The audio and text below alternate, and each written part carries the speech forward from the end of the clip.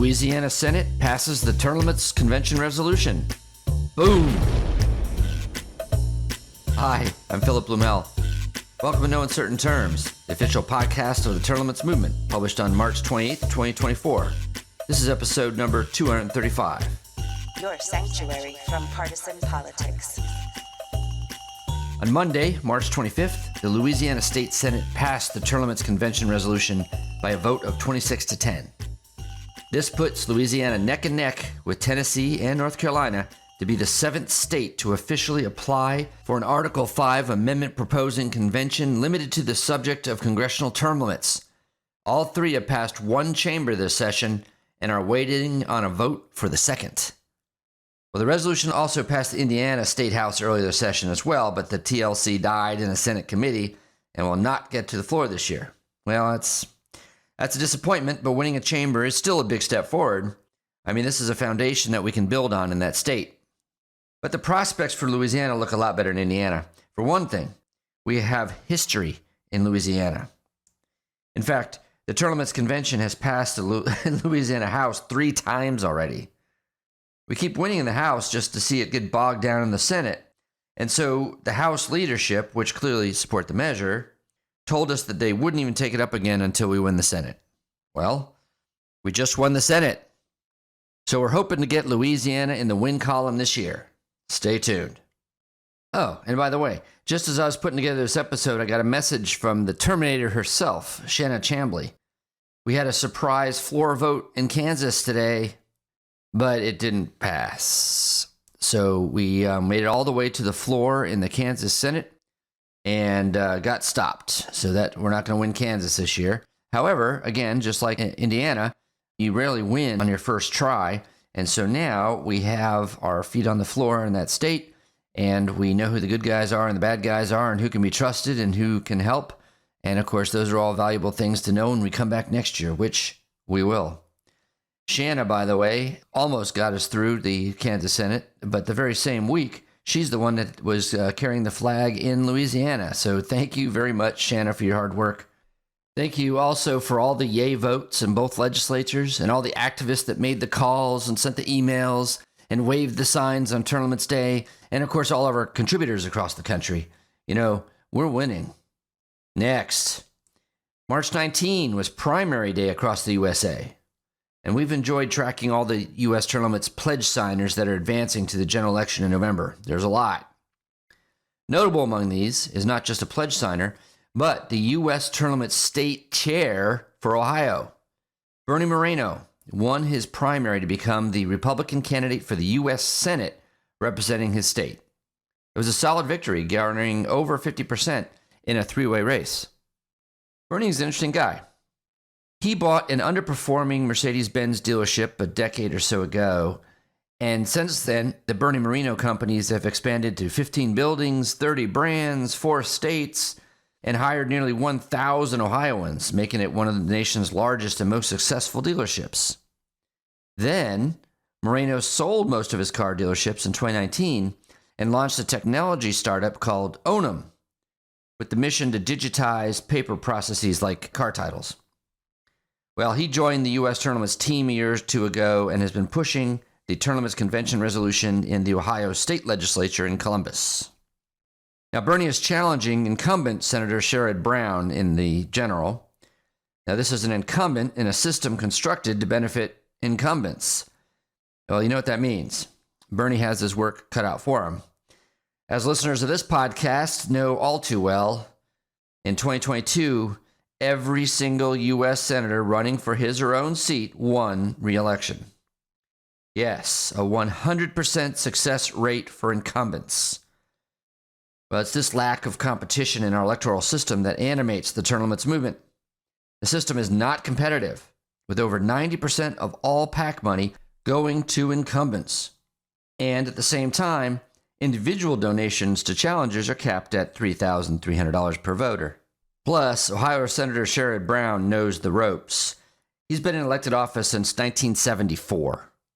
He graduated Yale at age 22 and ran for office immediately, and has been riding the gravy train for 50 years. Later in this podcast, we have an interview with Bernie Moreno, from before the election about his work with U.S. tournaments, and he shares some insights on Senator Brown. But for now, we congratulate Bernie Moreno for his primary win the other week. It'd be helpful to have another pledge signer in the U.S. Senate who can be counted on to co-sponsor and vote for the U.S. Tournaments Amendment. But it'd be better to have a tournaments activist in that body. Next, we are on our way to the Senate floor in Tennessee. Yep. The Tennessee State and Local Government Committee passed the Tournaments Convention resolution the Tuesday before last. This was the final stop before the Senate floor. Now, as I mentioned earlier, the Tournaments Convention has already passed the Tennessee House, and now it's passed all the committees in the Tennessee Senate, and it's ready to go for the floor. So this is the big one. If the Senate approves the Tournaments Convention, Tennessee will become the 7th state to pass the Tournaments Convention. The effort is led by Tennessee State Senator Richard Briggs, who is optimistic about the upcoming vote, the imminent upcoming vote. We don't have the exact date, but surely it'll happen next week or even this week. This would be the first state to approve the Tournaments Convention this year, but it might not be the last. As I mentioned, the Senate victory in Louisiana already. They can get through the House this year. And recall, we also won one House in North Carolina already this session. The second half of their 2-year session starts in April. And we won at least 3, it might be 5 committee votes this month in other states. There's so much action on this issue nowadays, I swear I can't keep track. Most importantly, we are waiting on floor votes to win a first chamber in Alaska and also Idaho. Friends, we are at a crucial juncture in this year's legislative sessions. If you live in any of these states I mentioned, Louisiana, Tennessee, North Carolina, Alaska, Idaho, let me ask you, seriously, do you want to see tournaments imposed on the U.S. Congress? Yes? Then please help right now. Go to tournaments.com/take action and locate your state and click on the Take Action button. That'll send a message from you to the relevant decision makers. It takes 1 or 2 minutes. And if you don't live in these states, you can still help. Please send us a financial contribution. There are a lot of people involved on the ground in this effort, and it isn't cheap. Please go to tournaments.com/donate. Next, Retire Congress North Dakota announced that its proposed amendment to the North Dakota State Constitution that would prohibit anyone from North Dakota over age 80 from serving in Congress will be on the June 11th primary ballot. The proposed amendment, if passed, would not impact any current North Dakota congressional office holders eligible for re-election in 2024. Retire Congress North Dakota submitted 42,107 signatures. And after review, the Secretary of State confirmed they had exceeded the required 31,164 signatures needed to qualify the amendment for the ballot. Without congressional term limits in our federal constitution preventing members from serving indefinitely, many in Congress hold their positions for life. More information can be found at retirecongressnorthdakota.com. Now, let's finish up this episode with an excerpt from the recent episode of Holly Robichaud's Breaking News on Term Limits. This is an interview with U.S. Term Limits State Chair Bernie Moreno, who just won his primary last week to challenge incumbent U.S. Senator Sherrod Brown of Ohio in the November general election. The interview is from last year and focuses not on his campaign, but on, guess what? Term limits. Take it away, Holly.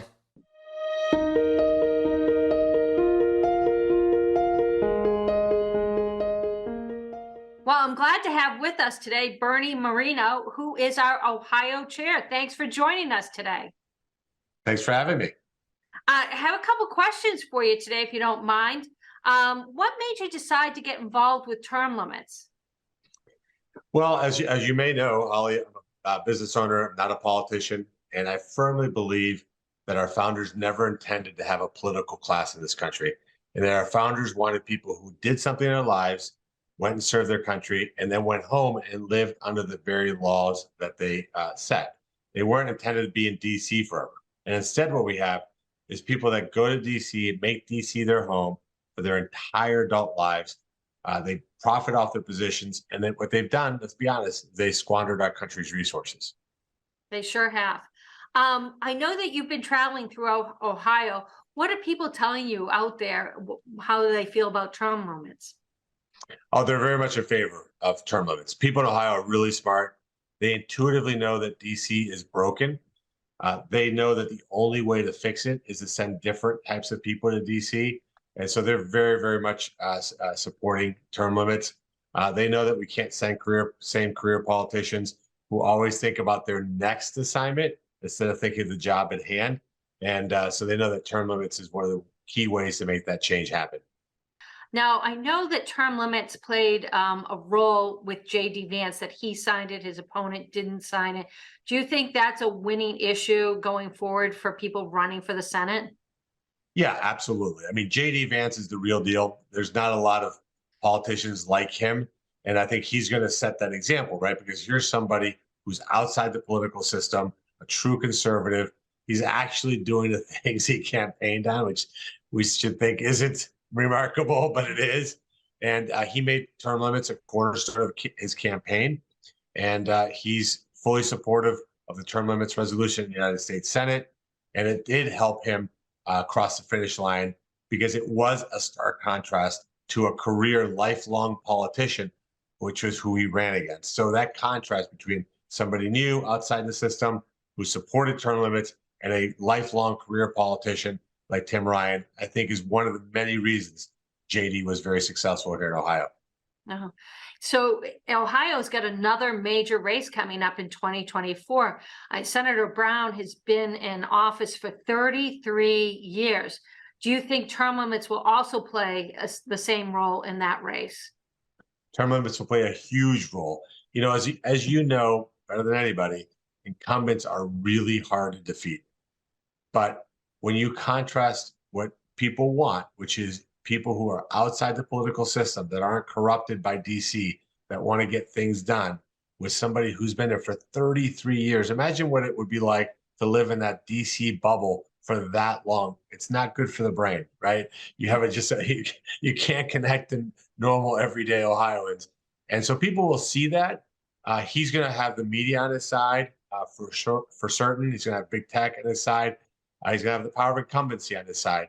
But I think with the right kind of messaging, contrasting an outsider who's outside the political system, who wants to go there and only be in that office, not looking for the next assignment, but rather just go to be a senator and nothing else, and nothing beyond that, versus somebody who's always had aspirations. You know, what's interesting about Sherrod Brown is when he got to the Congress a long time ago, before text messaging was invented, by the way, that's how long ago it was. He was all for term limits. He was made fun of all these old congressmen, as he called them, old senators, old dinosaurs that hung around too long. And here he is, of course, now fully against term limits because he's become the very old dinosaur that he talked about back in 1993. Wow, he's been there for that long. Yeah. Yeah, and 18 years before that in the state legislature. So he's been in politics since 1975. Wow, he spent his entire life in politics. Entire life. I think I was in third grade in 1975. Wow, that's a long time. So it's a long time. And again, that's not what our founders had in mind. I think our founders would have put term limits in the Constitution, but it was so foreign an idea to them, because the idea to them is that, hey, we have to restrict how long you're going to be in DC, when back in 1789, they couldn't find somebody to go to Washington, to our capital, right, to Philadelphia at the time, then DC. They couldn't find anybody who would have the indignity to do that.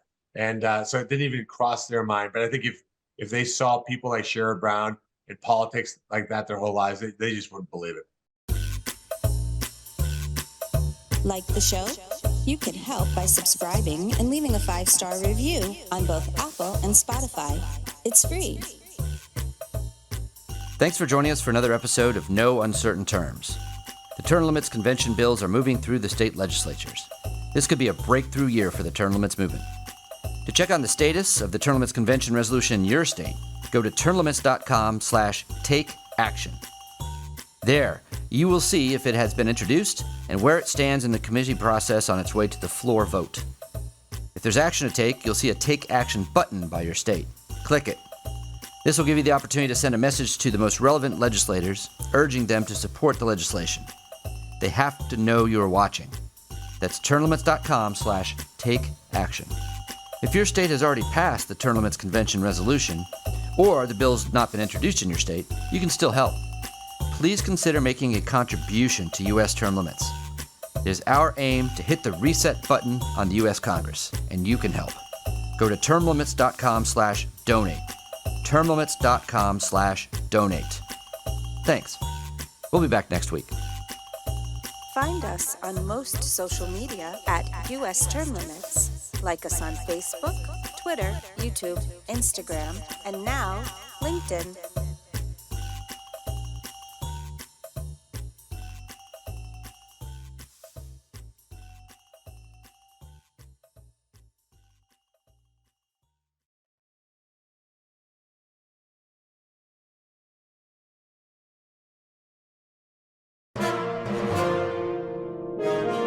USTL.